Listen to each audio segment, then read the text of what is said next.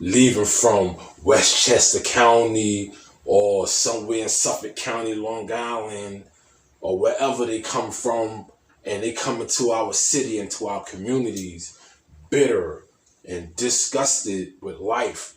And they say, hey, I hate my life and I hate you and I'm going to make you suffer, right?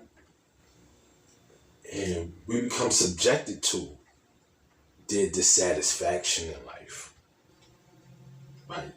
Their hatred. And they kill us. And I just say, like, what we supposed to do?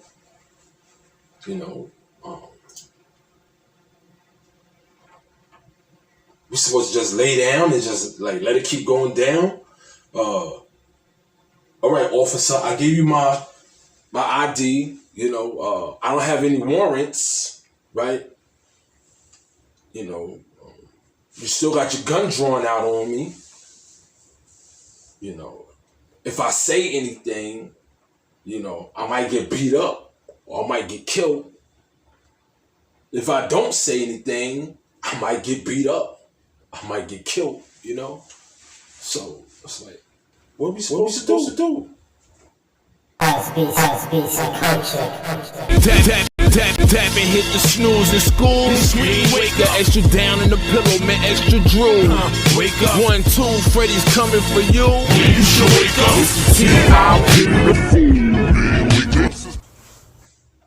What we supposed to do? It's a question I ask myself often. Trying to figure out the condition of our people and the ultimate steps needed for liberation, right? Because how are we supposed to be here in this land, experience peace of mind, when every time I go outside my door, right, in my car, I have obstacles that I have to climb over, jump over, dip and dodge and all of that, right? Be times I be in my car and I hear police sirens behind me, right? And I just get like a little tense. You know what I'm saying? I remember a while ago in New York City, that's where I'm from, NYC. And when the police, their cars had this particular siren, it was this noise. It was like, wah, wah. I can't even describe it right now. It was just like, it's almost impossible to imitate it vocally from me. But I guarantee you everybody from New York or whoever have heard this siren probably felt the same way. And when I heard it, it like disrupted my insides. Like I didn't just hear it here, I felt it in my stomach. It was like, oh, what was that noise? And it's like, whoa. Man, how can I explain it? But y'all know what I'm talking about. And the first time I heard it, I said, yo, what kind of psychological warfare? If you're a New Yorker, you're used to the sound of police sirens on the street. Well, New Yorkers now are about to start hearing a new sound. It's called the rumbler.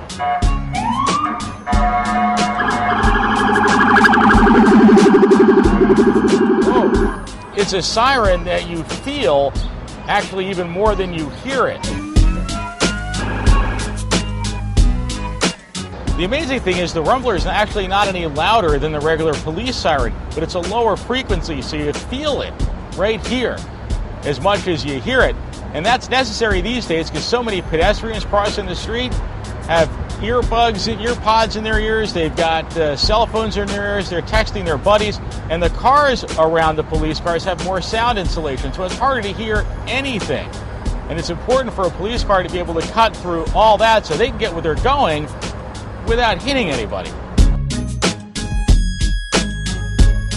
This is the small amplifier that's connected to the subwoofers, which then sends out a sound wave. And now to make the rumbler engage, we hit the horn ring once, and that engages the rumbler. PS35 in Hollis, Queens. I had my 5th grade teacher, Miss Ogilvie. And I remember one time we was in class and there was a siren in the background that we heard from out in the street. And this siren was an ambulance. And you know, usually we can tell the difference between an ambulance siren, fire truck siren, and the police, right?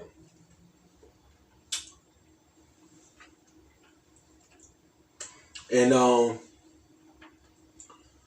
she was like, listen to the siren. Actually asked the whole class to, tune in. And she was like, you hear that? Wang, wang, wang, wang. And, everybody confirmed that they heard the siren. And then she said, during the time of the Nazis reigning in Germany or in Europe, that same siren was the sound of the siren of Nazi police, maybe the SS, the Gestapo, or whatever. And when they heard that siren, right, the Jews, the people that called themselves Jews, were ready for to hide or whatever it is that they had to, because they heard that siren, and automatically it sent them a sense of fear, like, oh, here they come, right? So still to this day, I guess at that time when I was in the 5th grade, being 10 years old, Miss Ogilvie, when she heard it, it brought her back to a state of mind that, maybe her elders told her and communicated how when they heard that particular siren, it instilled fear in all of them, made them feel some kind of way, right? And then she went on to tell us about fluoride. And it was weird because I'm like, damn, we about to learn about fluoride? Like, what does fluoride has to do with this? And she explained that, at that time, the Nazis would feed the captives, right, during this Holocaust. And she would feed them, the Nazis would feed them, and in their food or in their drink or their water or whatever, that they put fluoride in it, right? And she explained that this fluoride made the captives, right, subservient to the sound of the siren. So rather than when, how we had the natural instinct, the nervous system of fight or flight, or flight or fight, when something is going on, when you sense danger, it's either you're going to get down or you're going to run, right? But well, absolutely. This book is terrifying. Let me add another one. Why do they stick fluoride in our water when fluoride is the main ingredient of Prozac? Well, I'm not sure fluoride's the main ingredient of Prozac. Oh, yes, it is. But it yes, can it be. is. No, I don't think so. But it can be a carcinogen, and I'm not sure well, that fluoridated water makes sense in general. I read something different than you then, because let's see, it was the Nazis that first put Prozac in the water. or I should say fluoride. Fluoride is 90% of Prozac. All right. Well, the point is, Monica Crowley, that the more that the government can get away with, the worse it is for individuals. I mean, that's the point of Jesse's book, and you can see exactly what they've gotten away with in the past. As a wood preservative, an adhesive preservative, an insecticide, a protective coating for metals, a pickle for steels and other metals, a flux for soldering and welding, as well as a flux and pacifier for ceramic, glass and porcelain enamel. They're putting it in the bloody water. They're putting it in the toothpaste. That's what it's doing with fluorosis. But why would any sane people who care about humanity be putting the bloody waste products from the aluminium industry into drinking water and toothpaste? They would be doing it if they had an agenda for the mental, emotional and physical suppression of humanity. That's why they would do it. And some research is pointing to the fact that fluoride, when it's connected with the aluminium in chemtrails, creates something called aluminium fluoride, which has been connected to mass sedation and dementia. And this guy, Dr. Dean Burke, 34 years at the National Cancer Institute in America, said in point of fact, fluoride causes more human cancer death and it causes it faster than any other chemical. Think coal agenda. If you are anything like me, then you probably don't think that the government is putting hydrofluoric acid and fluoridated chemicals in the water supply because the government cares about our teeth. It seems apparent that the fluoride is put in the water to help dumb down the population and keep people stupid. We all know it's easier to control a population that is dumb and docile rather than trying to control a smart, alert population. The rainbow darter, a tiny fish that lives in the rivers of southern Ontario. If they're downstream from a sewage treatment plant, the male fish turn into females. If you expose them to wastewater, they will feminize. They will have eggs in the testes. What's causing the males to develop eggs? Human hormones, residue from prescription drugs that are flushed into the river. From communities like mine, I grew up in Hollis, Queens, Crown Heights, Brooklyn, right?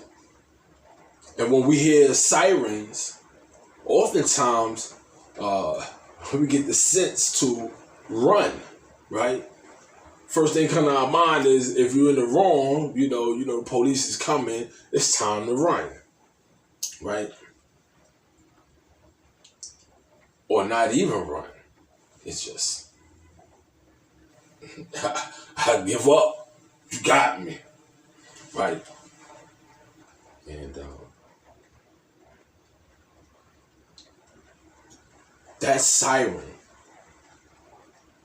when I first heard it, it just made me feel all kind of bad. It threw me all the way off. My equilibrium felt like it was ready to shut down. And I've heard it so much for such a time here in New York City. You know, I become used to it. And I don't even know if I'm psychologically compelled to it. You know, I don't participate in criminal activity where I would have to run from the police. But running from the police is not an unintelligent thing to do. You know, because oftentimes we find ourselves in situations being approached by the police with no probable cause. No laws being broken. No infractions of the law. And be subjected to their scrutiny. Them having a bad day. Them not getting the love in their home from their wife and come to work every day. Leaving from Westchester County or somewhere in Suffolk County, Long Island, or wherever they come from, and they come into our city, into our communities, bitter and disgusted with life. And they say, hey, I hate my life, and I hate you, and I'm going to make you suffer, right? And we become subjected to their dissatisfaction in life, right? Their hatred. And they kill us. And I just say, you know, like, what we supposed to do? You know, we supposed to just lay down and just like let it keep going down? All right, officer, I gave you my ID. You know, I don't have any warrants, right? You know, you still got your gun drawn out on me. You know, if I say anything, you know, I might get beat up or I might get killed.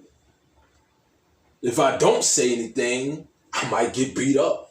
I might get killed, you know? So it's like, what are we supposed to do?